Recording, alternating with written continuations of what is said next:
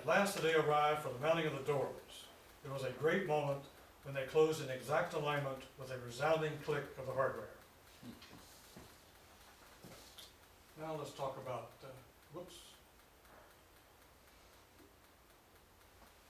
this is the restoration underway. Why is this acting up? I won't make fun of spirits anymore, I promise. Just doing this spontaneously. Gremlins. Okay, come on.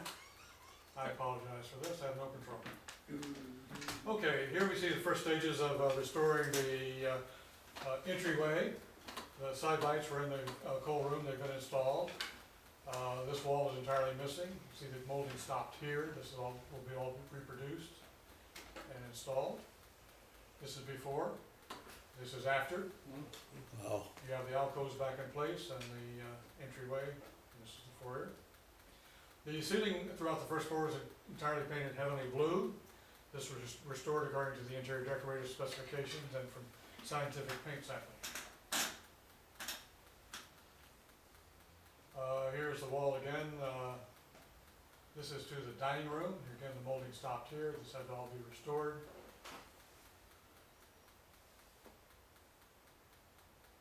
Here's the living room. This is part of the three-staged area. The prayer rail was here, and the pulpit was here, and so forth. Built-in bookcases throughout, because Clara was an avid reader. Mr. Ford, of course, was not, or too busy.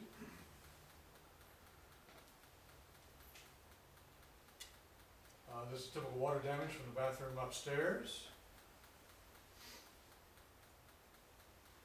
This is the same view restored. We do not know exactly what the wallpaper looked like, but we do know its colors and its patterns and so forth, so this is an approximation. The marble in the fireplace is unique. No one's been able to identify it. It's nearly 2 inches thick. There's a single fireplace in the house. Mr. Ford was fearful of fires. Here's a large bay window covered over with draperies. And this looks out into the yard in Voigt Park. These all had bars on them. You see some of the bars right there. This is a living room again restored. You'll notice that the ceiling also had a very fine stencil, and that was exactly reproduced and restored. Another view.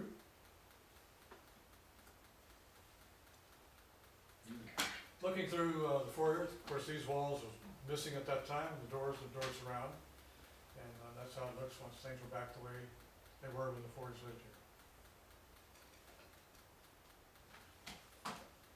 We just keep going. Here's the foyer again, looking into the living room. Here's the dining room. You can't see the very elegant and ornate cornice work and plaster up here, but it was damaged. There was some cracking because of slight settling when the wall was removed. And on the other side, the exterior wall, there was some water damage due to the exterior water leaks. We were lucky when we undertook this restoration that the Opera House was being restored at the same time, and a lot of plasterers had come out of retirement. So I retained the services of a retired German plasterer who was excited to get the job because he was admiring Mr. Ford and because he had a nephew and he wanted to teach him the trade of plastering. Regrettably, his nephew didn't take to the trade. This is the replacement of the silver and blue silk damask that had originally covered the walls.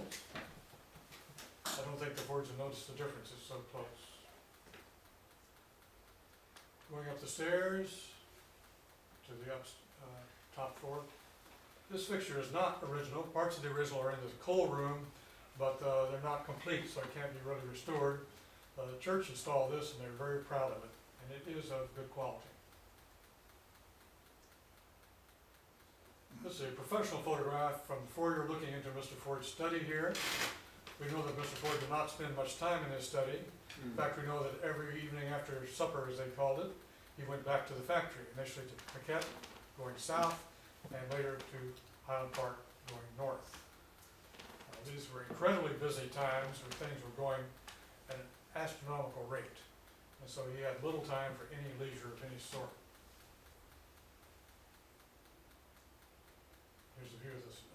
study. It's very cozy, very comfortable. We know that Clara read to him here. This is a way of relaxation. She enjoyed reading. She particularly liked American and British fiction. And she subscribed to many, many magazines, kept current. This is the, whoops, third floor. That's a good one. It had been left relatively untouched. You notice the draperies here, the dormers, these are original and tattered and beyond repair. I had a textile specialist from Greenville Village look at them. She said they cannot be restored but should be preserved, which I did.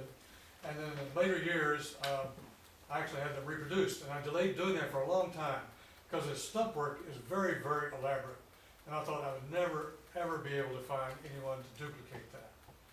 I was amazed when I had a very competent interior decorator came. She looked at them.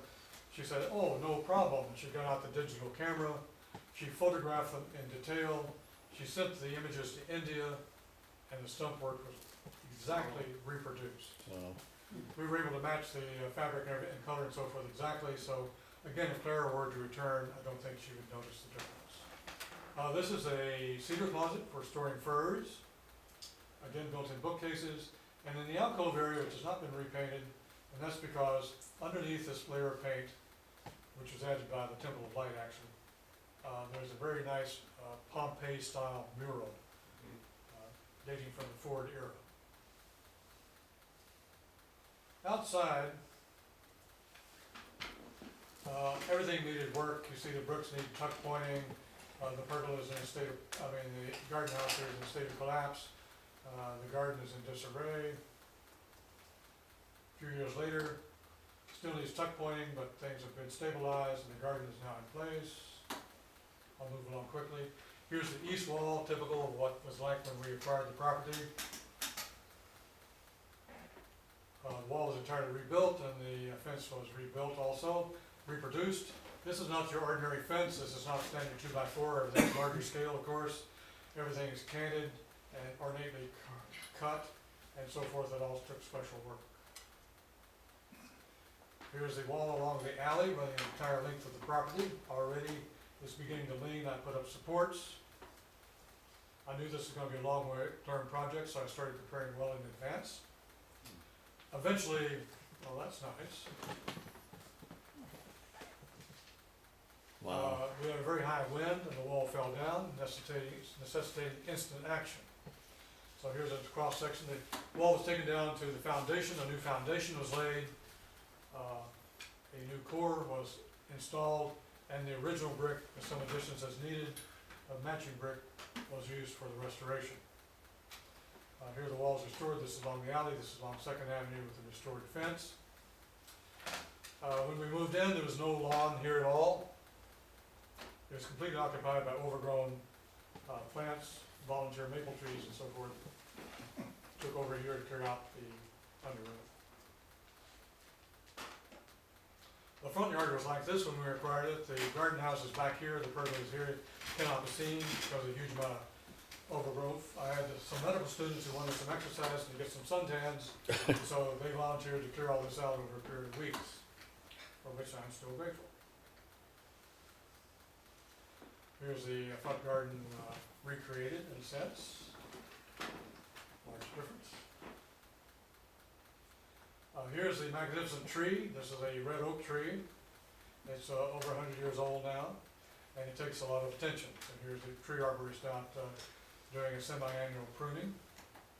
The thing is now immense, but it is aging, it's under stress, and takes a lot of loving care. The downspouts are largely missing from the house. The catch boxes were all missing except for 2. We used one of the originals for a reproduction to be made here. Here's a semi-retired metal worker who came out to help, and he's teaching an apprentice here the skills of working in copper. And the original metal catch boxes that we used as a model. They were all reproduced and restored. The front steps were in terrible disarray, as well as the front walk, and the 2 piers, of course, were missing because Mr. Ford had taken those to Greenville Village. Here they are exactly reproduced based on photographs. The number of bricks and the course and so forth is exactly duplicated. These are a little thinner because I placed the order exactly as original, and when they were installed, I walked out and looked at them, and this is what I got. This happened a number of times. So you could either argue about it or have a lawsuit. I had too many other things to do.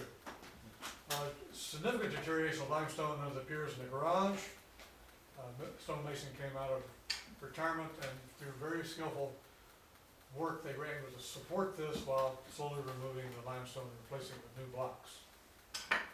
Very interesting project. Here's the garden house. Everything was overgrown.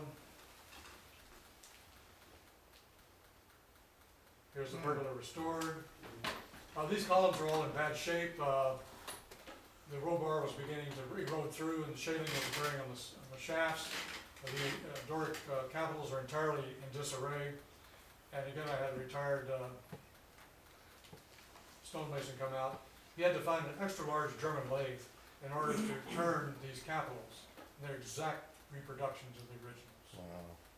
I'm very proud of that restoration. And again, here you see the yard and so forth are beginning to look a lot better. Okay, in May of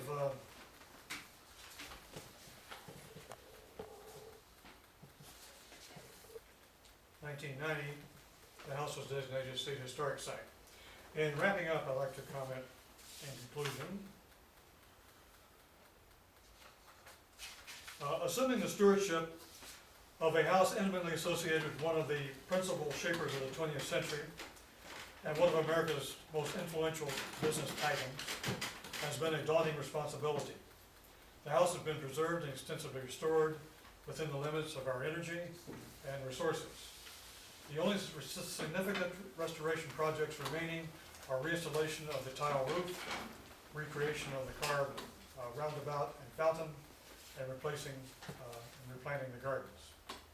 Respecting the historic fabric of the property has been very restraining. Living with 1908 lighting and plumbing offers special challenges. However, the rewards have been great. We have experienced satisfaction in planning and completing projects, in seeing a vision become a reality, and in saving an important part of Detroit's and America's history. The home will always be Henry and Clara Ford's.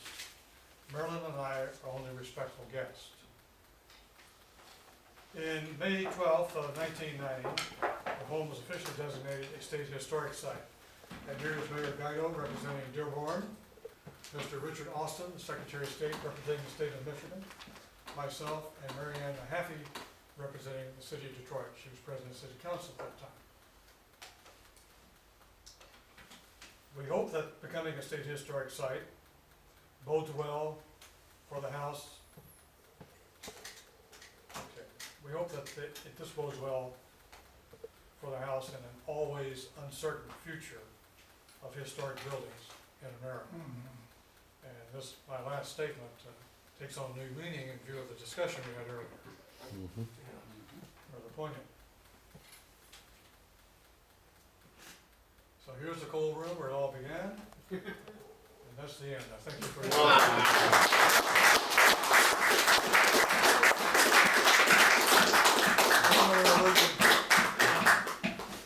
your question, Jim. I have a comment and a question. The comment is that I've done the tour of the Ford Maquette plant, Yes. and I recommend it to everyone. It's fascinating. Thank you. The question is, this morning I was participating in the annual cleanup day in Metamora Hunt Country, and I was assigned Hendry Road. And we had Hendry here early on in your presentation. Who was Hendry? You know? I don't know. We could research that. I assume they were probably a prominent Detroiter at one time. Must have been. Most of the streets along there were. I don't know a whole lot, but they were. Mr. Henry was big in transportation, made some substantial fortune in the forwarding and Teamster business. Okay, thanks. Thank you. Jerry, Voight was an interesting character too. Yes, he was. He was actually a brewer. His He father started out was. as a brewer in Detroit. His father, actually. Big German guy, huge man for the time even. I think he was almost 6'3" or something. that you could see barrel chested, and he was noted for having huge hands. And the reason I know all this, he was a director in my family's operations in Port Huron, the Port Huron Paper Company, which was then known as the Port Huron Sulfite. They had licensed a German system for breaking down wood into pulp. And of course, Boyd had his fingers in that, shall we say. But he was noted during his time as a director in Port Huron for getting mad once and pounding his fist on an oak table, and the table split and fell to the floor. But he actually lived at the corner of Jefferson and Bedford in Grosse Pointe. The house has a historic plaque there today. Oh, that's Mm-hmm. So even though he developed Boston Edison, he lived on The Boyds had a mansion on Woodward, where the library now stands. And Edward Boyd was also keenly interested in electricity, and so he invested heavily in streetcars. And he developed, built bridges across the coast hill and many other things. Very prominent family.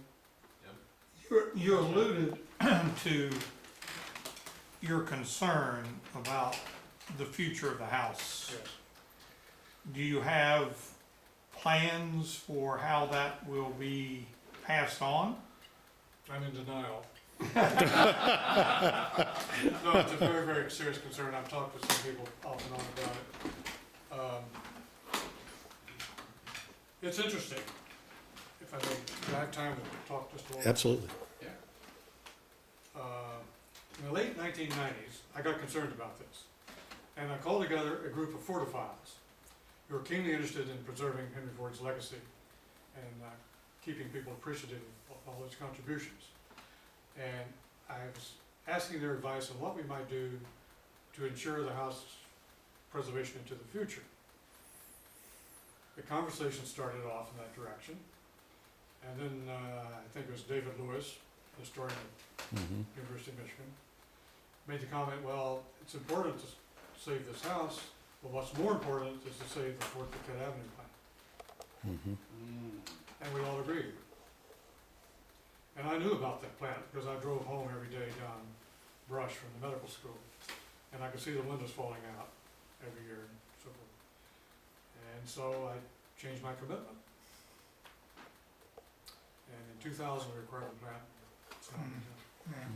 So there time. I'm really concerned about it. No one but a nut like Marilyn and myself would put up with the restraints of keeping the house original.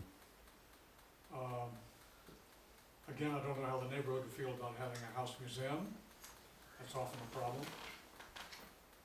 And so I'm exploring possibilities. Well, the neighborhood, as you're aware, is in a very delicate position at the present moment due to the city's present efforts of auctioning off the houses that they own there. Oh, no, we found that a tremendous benefit. And It's a benefit now because buyers have to be qualified. that's correct. The likelihood is they're going to receive those houses back from them. And so far, most of them have remained with the owners, So, kept the contract. but I mean, it's a delicate situation. I hope it works for you all. It's a complicated and difficult process over there. We're tough. Yes. We've been through ups and downs. As a matter of fact, your organization introduced a concept that I thought was brilliant with a lot of the empty houses of putting in children's,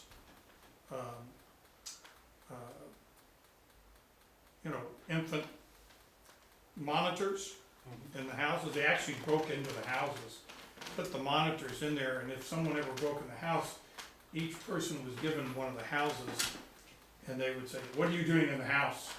So if you were getting in the house and the house starts speaking to you, a brilliant concept. No, we're very proactive.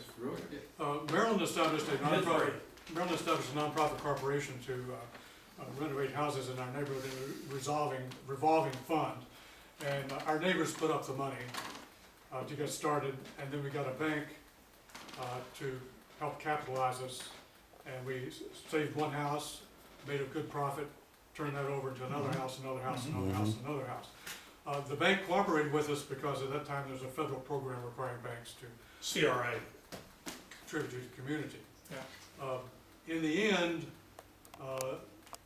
that came to an end, so things got difficult. And then the mortgage crisis. Yep. Our last house, we lost a huge sum. Yeah, We couldn't sell it, it went to the bank, and they let it go derelict, that's all the banks do. The banks are our worst enemies. they definitely are. We had over 100 houses foreclosed in the neighborhood owned by banks. You try to talk to someone in a bank about it. First, which bank owns it? You find it's been sold 6 times. It's Deutsche Bank, Bank of Scotland. You can't find a human being. And if you could, they wouldn't give a damn anyway. Yep. So it's very, very frustrating. Well, it got more complicated than you know, but that was a field I undertook for 3 years for the city. I'd But like to talk with you about it. sure, We've had many ups and downs in the neighborhood, and many threats, and by far the worst damage was done by the bank. no question about it. Jerry, just a tiny question in this magnificent presentation.